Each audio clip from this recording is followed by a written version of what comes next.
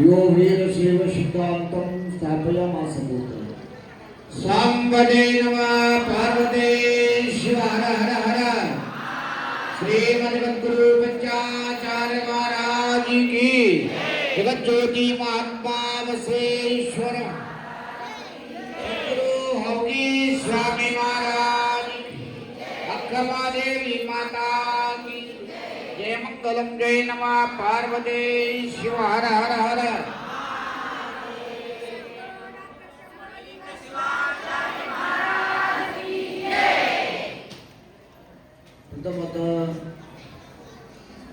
जगद्गुरु पंचाचार्यांना आनंद कोटी वंदन करो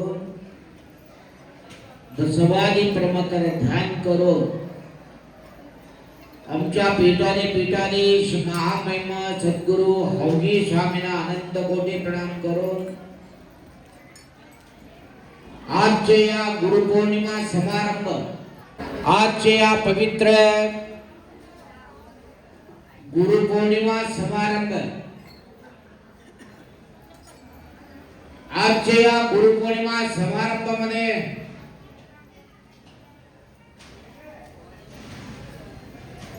या उत्सवाला अन्नदान केलेले 75वा वाढदिवस या निमित्त गुरुपौर्णिमा गुरुच्या प्रसाद कार्यक्रम केलेले सौ त्रिवेणीबाई महालिंगप्पा चन्मलप्पा हिंगणे गुरुजी हडोळकी या संभक्त आजच नाही आमच्या कुठे कार्यक्रम असो कळसाळ कार्यक्रमामध्ये सुद्धा त्यांनी अन्नदान केले होतं आम्ही अनुष्ठान केले होतं तेव्हा सुद्धा अन्नदान केले होतं उज्जैनी कार्यक्रमामध्ये सुद्धा अन्नदान केले होतं आजचे या गुरुपौर्णिमा मोठा अन्नदान कार्यक्रम सुद्धा त्यांच्या 75वा वाढदिवसात अन्नदान केले त्या सद्भक्तांना सुद्धा सद्गुरु हौगी स्वामीच्या कृपा सेवा त्यांच्यावर सांगून या कार्यक्रमामध्ये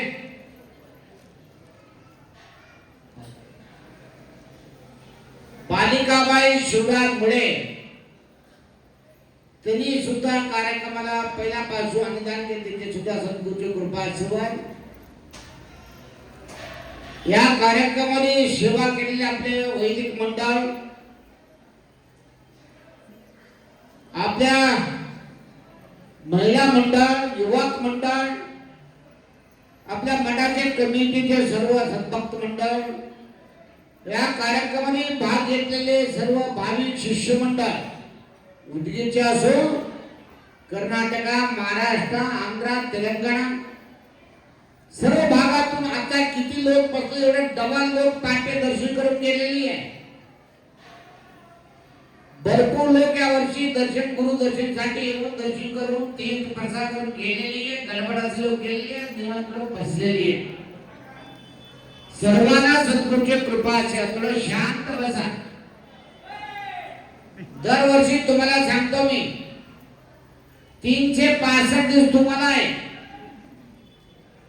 तुम्हाला काय कोण मी किती करणार तुम्हाला 365 दिवस मध्ये 364 तुम्ही घ्या फक्त आज गुरुपौर्णिमा एक दिवस आम्हाला द्या म्हणून तुम्हाला सांगतो तरी सुद्धा तुम्हाला समाधान नाही एवढं 364 लोक दिवस तुम्हाला दिले तर समाधान नाही आमच्यासाठी एक दिवस द्या म्हणलं तर सुद्धा समाधान नाही कवा पळून जावं कवा पळून जावं गुरुपौर्णिमा एक महत्वाचा दिवस आहे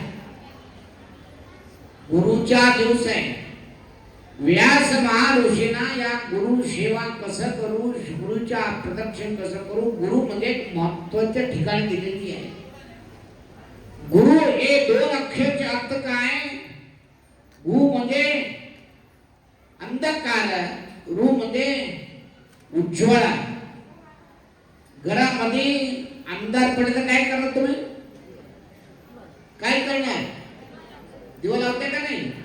आता लाईट लावते, पहिला दिव लावत होते. लावते का नाही? दिव लावले तर काय होणार? उज्ज्वल पडणार, दृष्टी मोकळ्या होणार. तसं शिवाय जीवनामध्ये बाहेरचे तुम्ही अंधकार काढण्यासाठी दिव लावणार, लाईट लावणार, आंतरिक शरीरामध्ये आध्यात्मिक जीवनामध्ये अंधकार पडले काय करणार? गुरुच्या उज्ज्वल लाईट लावायचे. म्हणून गुरुचा गुरु जीवन जन्म पाल्यापासून आई पोटात 8 महिना झाल्यानंतर गुरुला बाळाला ज्ञान शक्ती येणार, पुरुष ज्ञान येणार. तेव्हा काय करणार? गुरु तुमच्या पोटाला हात लावून विभूती लावून तुम्हाला इष्टलिंग बांधणार. तेव्हापासून सुरू झाल्या तुमच्या गुरुच्या. अजून पोटातून बाहेर आले नाही, गुरु संस्कार तुम्हाला सुरू झाला. आई पोटात असताना तुम्हाला गुरु लिंग बांधून त्या लिंग आई पूजा करून बाळा झाल्यानंतर बाळाला लिंग गळाला लागून बाळा 8 वयापर्यंत दोन लिंग आई पूजा करावं लागते. 8 वर्ष झाल्यानंतर बाळाला तेव्हा गुरु लिंग संस्कार द्यायचे, दीक्षा संस्कार. दीक्षा संस्कार घेऊन बाल्यावस्थे, यौवनावस्थे, लग्न झाल्यानंतर, संसार चालू झाल्यानंतर, 40 वया समीप आल्यानंतर गुरु करून घ्यायचे. गुरु संस्कार आहे. गुरु संस्कार म्हणजे जन्म पावन करून घ्यायचे. जीवन पर्यंत मी 40 वयापर्यंत संसाराकडे लक्ष ठेवलं, संसार केला, बाळा झाला, लग्न झाला, त्यांचे काम झालं, सगळं झालं. गुरु कशाला करून घ्यायचे माहिती का? गुरु करून घेतल्यानंतर इकडं तोंड होते ना तुमच्या, उलटा तोंड करायचं. असं इकडे उलटा बसू नका, उलटा तोंड करायचे. म्हणजे आतापर्यंत कसं संसाराकडे किती मोह होत, ते काम फार आहे, संसार करायचं, लगेच पळायचे, तसं करा असं करा म्हणत होते ना. आता गुरु कशाला करून घ्यायचे? गुरु करून घेतल्यानंतर काय करायचे? जास्त गुरुच्या दर्शित करायचे, मठाला द्यायचे, मंदिरला द्यायचे, कीर्तन ऐकायचे, भजन करायचे, शास्त्र ऐकायचे, दान धर्म परोपकार शास्त्रामध्ये जीवन करायचे. कुठं करायचे? शिवाच्या समोर जायचे, शिवाच्या समोर जायचे. आतापर्यंत इकडे संसार जेवढ गेले होत, आतापर्यंत इकडे शिवाच्या जेवढ जायचे. मानव जन्म कशाला आले ते पहिलं चिंतन करा. मानव जन्म आलेले सर्व जन्म घेऊन घेऊन घेऊन लास्ट मानव जन्म परमात्मा तुम्हाला दिलेली आहे. कसं म्हणून दिले? आतापासून तुम्ही सर्व जन्मामध्ये जन्म घेऊन घेऊन मरण जन्म मरण जन्म जन्म कर्म करत करत करत मानव जन्म तुम्हाला दिले आहे. मानव जन्म मध्ये साक्षात परमात्मा अवतार आहे. देव कुठं आहे? देव कुठं आहे? तुमच्या हृदयामध्ये देव आहे, तुमच्या अंगामध्ये देव आहे, तुमच्या विचारामध्ये केम आहे. तुम्ही करणाऱ्या कामामध्ये बसवण्णा काय म्हणले? काय कवे? कैलास. करणाऱ्या कामामध्ये देव आहे. देवासारखं वागणुकी करावं लागतंय. आमचा विचार चांगले ठेवा लागते. कोणाला धोका करायचा नाही, कोणाच्या निंदा करायचं नाही, कोणाच्या खराब करायचं नाही. हमेशा सर्वांच्या सर्व चांगलं होणारासाठी विचार करणारा जीव आहे ते मानव जन्म आहे. सर्वांच्या चांगला करायचे विचार कोणाकडे? ते मानव आहे. परंतु खराब करायचे काम असं सुद्धा मानव, असं सुद्धा मानव नाही, पशु आहे. ते काम गुरुच्या काम आहे. तुम्ही मानव आहे, महादेव आहे. अख्खामध्ये काय म्हणले? नरजन्म तोडतो हरजन्म मानित गुरुवे भोवंदरपडीची भवियन देनिशित गुरुवे. नरजन्म नर मांस मुद्दे शरीर व तगद परमात्मा आमच्या कानामध्ये शिवमंत्र घेऊन तुम्ही मला शिवमे तर जन्म पावन करून घेतलेली आहे. मानव गुरुच्या हस्त मस्तक संयोग झाल्यानंतर गुरुच्या हस्त डोक्यात ठेवल्यानंतर गुरुच्या तोंडातून मंत्र तुमच्या कानामध्ये झाल्यानंतर तुम्ही काय होणार? साक्षात शिव होणार, साक्षात शिव होणार. शिवाजन कसं गाणार? देव दुसरा खराब करते का? नाही. सर्वांना चांगलं करणारा देव आहे. तरी सुद्धा मानवचे काम सुद्धा काय? सर्वांच्या चांगलं करायचे काम मानव जन्माचे आहे. मानवला एक मुलार आहे. आई, वडील, गुरु आणि देव. तीन महत्वाचे ठिकाणी आहे. जन्म दिलेल्या आई वडिलाचे विसरायचे नाही. जन्म पावन केलेले गुरुच्या विसरायचे नाही. आई वडीलने विसरून गुरुकडे गेले तर गुरु कृपा भेटू शकत नाही. तुम्ही आई वडीलला गुरुला विसरून तुम्ही 12 ज्योतिर्लिंग साक्षात परमात्म्याने गेले तरी सुद्धा गुरु भेटू शकत नाही. लक्षात करा. एक शास्त्राकडे सांगणार, हर मुनिदरे गुरु काय बोलला? हर मुनिदरे गुरु काय बोलला? गुरु मुनिदरे नर हरगळीतू साध्य वेळा कोडल्या संगमाने वा. का म्हणते? एक वेळा तुमच्यावर परमात्मा राग झाला तर, कोणी देव तुमच्यावर राग केले तर गुरु तुम्हाला ते राग दूर करायची शक्ती कोणाला आहे? गुरुला आहे. वेगळे गुरु तुमच्यावर राग आले तर कोणाकडे शक्ती नाही, ती करायची शक्ती कोणाकडे नाही. म्हणून शास्त्र सांगणार गुरु राग होय शक्यच नाही. गुरु म्हणजे माई आहे. गुरु म्हणजे आई आहे. मनमस्वी काय म्हणले? गुरु माऊली. गुरु माऊली म्हणजे आई कोणाकडे आहे ते गुरु आहे. लक्ष करा. सगळं सहन करायची शक्ती कोणाकडे आहे त्याने गुरु आहे. त्याच्यामुळं गुरु माऊली. गुरु म्हणजे आई स्वरूप आहे. आई वडिलांच्या सेवा करणारा पुरुष फक्त पुत्र प्राप्त असो त्याने गुरुला प्रेमाचा मुलगा होणार. किती लोक आई कुठं जवळ आल्यानंतर आमच्या आई खातर बोया झाला, त्याने खराब दिसले, खराब कपडा टाकला तर हे आमच्या माई नाही, आमच्या घरात काम करणारा बाई म्हणते. उदगीरला म्हणा तुम्ही रागायला येऊ नका, मी तिकडे सांगतो लांब. असं लोक आहे. तुम्हाला सांगतो एक मुलगा सूक्ष्म तुम्हाला सांगतो. एक मुलगा होता, DSP झाला. आई वारले होत. वडील त्याला मोठा केले. दुसऱ्या घरामध्ये काम करून, दुसऱ्या शेतामध्ये काम करून 2 म्हैस त्याने जोपान करून 2च्या म्हैस दूध विक्री करून मुलाला DSP केले. DSP झाला. जिल्हाधिकारी झाला मुलगा. लातूरला जिल्हाधिकारी झाला. 5-6 महिना झाला मुलगा वापस वडीलकडे आले नाही. एक दिवशी वडील विचार केले लातूरला जाऊन मुला तर मी तर बघून येऊ. तर मोठा अधिकारी झाला, याला टाइम भेटलं नाही. जाऊन मी तर कोण बघून जाऊ म्हणून तरी वडील काय केले, पाट्या उठले, आंघोळ केले, कपडा ते जुना कपडा होतं ते पाट्याला कपडा घातले. DSP ऑफिसला, जिल्हाधिकारी ऑफिसला गेले. ते जाऊन विचारले साहेब आहे का? चला तिकडे मध्ये सोडा, चला चला म्हणून शिपाई त्याला बाहेर टाकले. किती केले तरी ते म्हातारला मध्ये सोडले नाही. नंतर एक दिवशी त्याने आता तिथं बसले, वाटात बसले. ते वडील मुलगा ऑफिस DSP मध्ये ऑफिस मधून बाहेर आले. बाहेर येऊन ते कार मध्ये बघताना म्हातारा बघितले. बघा बघा बघा म्हणून त्यांच्याकडे मुलाकडे गेले. चला चला म्हणून त्याला धुकून पप्पाला त्याच्या वडीलला धुकून घालून त्यांनी कार मध्ये बसून गेले. काय करू, आमच्या मुलगा आमचे ओळखले नाही, आमचे कर्म आहे काय म्हणून रडत रडत वडील काय केले, गावाकडे गेले.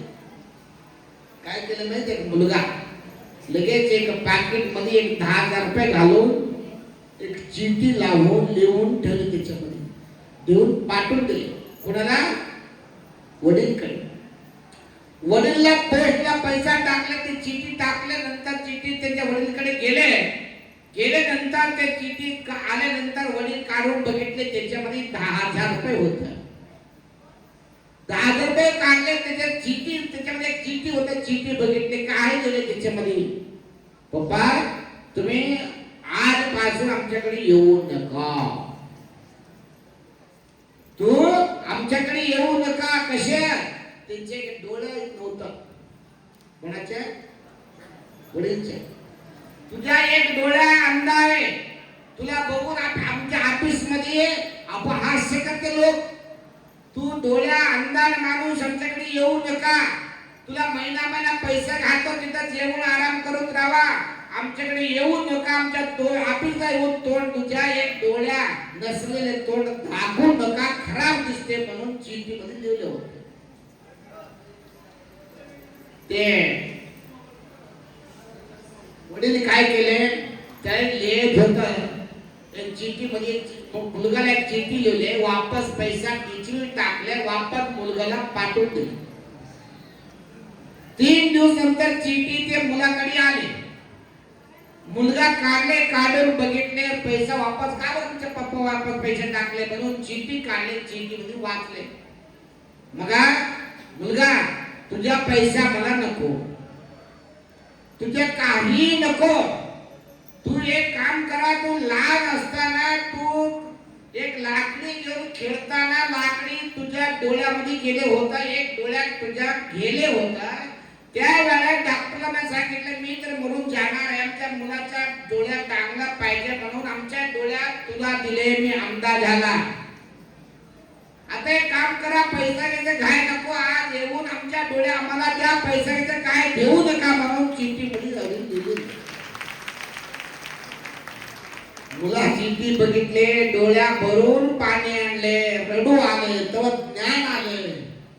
आमच्या वडील आम्हाला डोळ्या देऊन अंधा झाला, मी अंधा म्हणून वडीलला बोलले, किती खराब झालं, काम खराब झालं म्हणून लगेच कार येऊन पळत गावाकडे आले. दरवाज टाकले होतं, दरवाजे काढले, मध्ये जाऊन बघापर्यंत वडील पाशी गावून मरून गेले होते. सांगे तात्पर्य तुम्हाला सांगतो, जीवन मध्ये आई वडीलच्या उपकार सण नसलेले मुलगा नाही, ते खराब जन्म आहे जीवनामध्ये. हमें जे जीवन मध्ये आई वडीलच्या, गुरुच्या, देवाच्या आतून ठेवणारा माणूस माणुसकी आहे.